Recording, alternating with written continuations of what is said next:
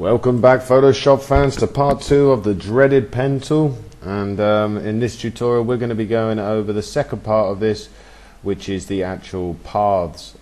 Select the pen tool and here's the paths. Now the paths works different than the shape layer. Shape layer makes you a shape and then you can customate it and everything, but the paths tool, this will actually, when we click, you'll notice something different straight away, and that is there is no color inside it. Okay, we're just making a path, and when we go to the paths layer you can see that we've made a path. Okay, so what can we do with this? Well, let's let's open up some Thai mangoes. These are some Thai mangoes, and what we're going to do is we're going to make a path, and then we're going to fill it or add stroke to it or do whatever we want to it. Okay, so the way the path works is just simply go around exactly the normal way that you do it. Click and drag, fill out the area that you want, hold down Alt if you wish, depending on the angle. Click and drag, just love that. Click and drag, might be a bit much. Click and drag. I just want the middle bit, I don't want too much. Okay, so we made our selection of a mango.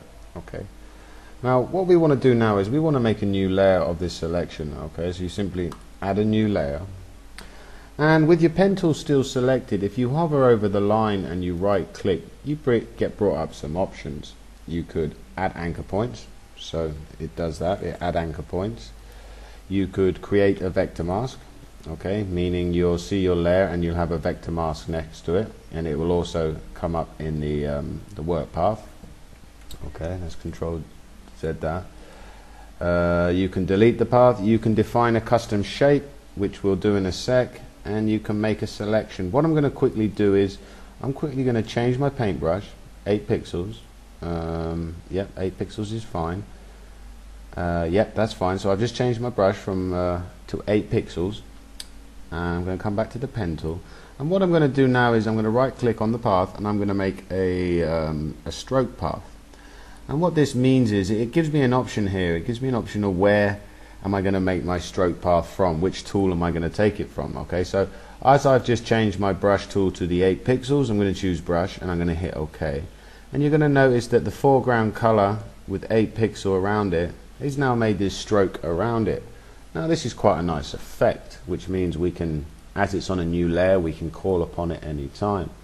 Now you see the line that goes around. If you didn't want to see that line, quite simply hold down Control, Shift and H, and it will hide that line. Okay, you can do the same to bring it back.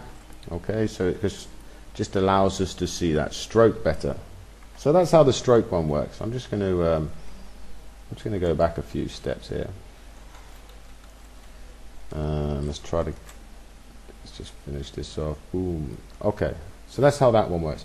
The next one, when we right click and we can fill path, which basically means it's going to choose from the foreground color, the background color, make your own color, add a pattern or do whatever you want. We just quickly take it from the foreground color, which is blue, and we just click, and again, in fact I did something very wrong there. I didn't make a new layer. Remember to make a new layer first. It's good to have these all on new layers. Fill path, foreground color, okay, and now it's on its new layer.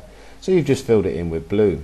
Okay, so really quite handy things to know, especially if you're getting into cartoon imaging and stuff like that. Now what else can we do? Let's say we had that as blue, okay, and we actually quite like that. We want to use that for future times.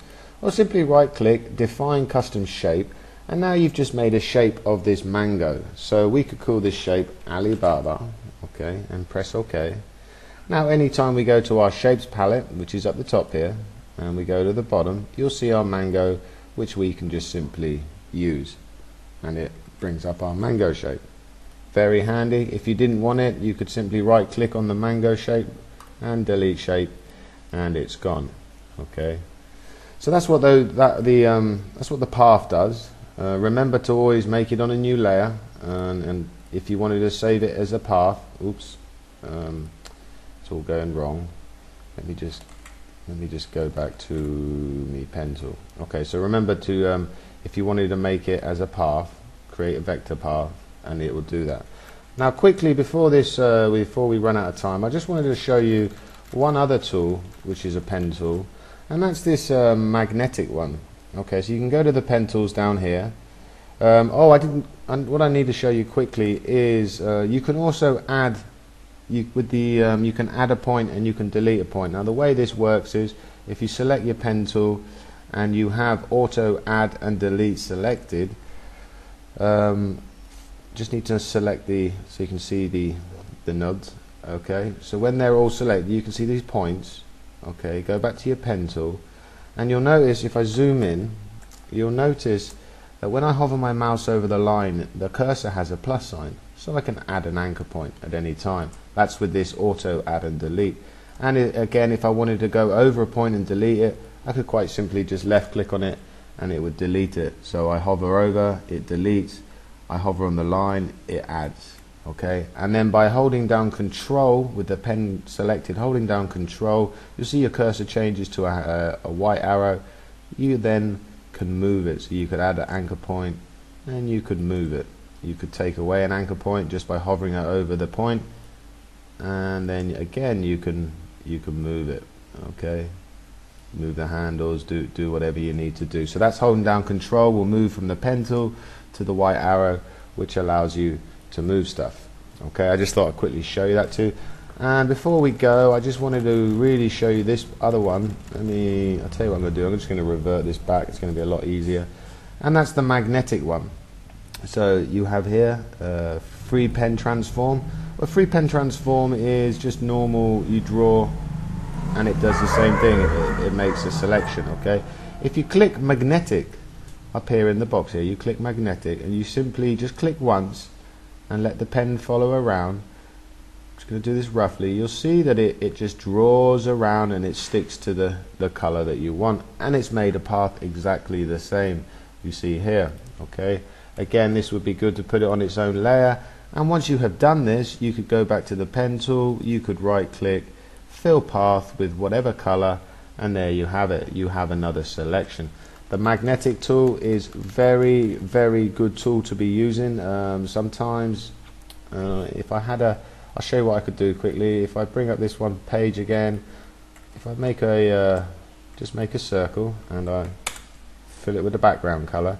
Now if we use the magnetic tool on this, you'll see how well it works. Free pen tool with the magnetic selected, and I just simply, I'm not clicking, I'm just drawing, following the line around, just following the line around. I've clicked once, it's going to come back to the top. You see the little circle, select, and look at that. It's really very powerful, and it can save you a lot of headaches. So those two tutorials, sorry they took 2 parts, but it's quite a big tool and it's worth going over. These buttons up here, this is the same as adding, subtracting, intersect paths and exclude paths. It's a bit like the marquee tool where you can add a path, and well worth getting into. Well, that's all the time we got for today. I hope you've sort of worked out the pen tool and it doesn't frustrate you so much. When you get the pen tool, there's these anchor points, add and delete. Okay, just you can use them like I showed you. Just use these options up here. Click the magnetic for the free form pen tool, and just play around with these tools. Just get used to clicking and dragging. Click, click and drag, and remember the Alt. You can click on the Alt in the middle, and then you can start clicking again. You know. Great tool. If you want to get good in Photoshop, you really need to learn this tool because you're going to be doing some amazing stuff with it later on. That's all the time we got. Take it easy, boys and girls. I shall catch you at the next tutorial, which will probably be somewhere down here. Take it easy. See you later. Subscribe to my YouTube.